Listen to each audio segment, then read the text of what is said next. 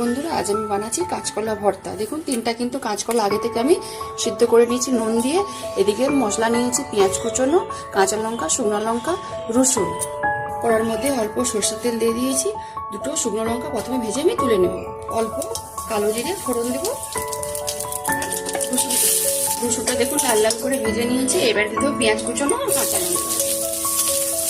সব লাল লাল করে ভেজে নিয়েছি, জায়গাতে তুলে নিচ্ছি।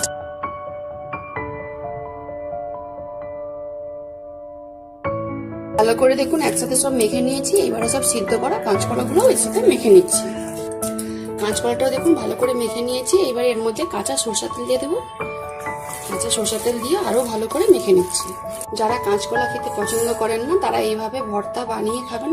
ভর্তাটা কিন্তু সত্যি গরম ভাতে অসাধারণ লাগে খেতে। যদি রেসিপিটা ভালো লেগে থাকে তাহলে অবশ্যই আমাকে কমেন্টে জানাবেন। যেসব বন্ধুরা ফেসবুক থেকে দেখছেন তারা আমার রান্নার ভিডিও পেজটাকে লাইক কমেন্ট আর বন্ধুদের মাঝখানে শেয়ার করে পাশে থাকবেন। আর যারা ইউটিউব চ্যানেল থেকে দেখছেন তারা সাবস্ক্রাইব করে পাশের ঘন্টায় ক্লিক করবেন। সব ভালো থাকুন, সুস্থ থাকুন আর সাবধানে থাকুন।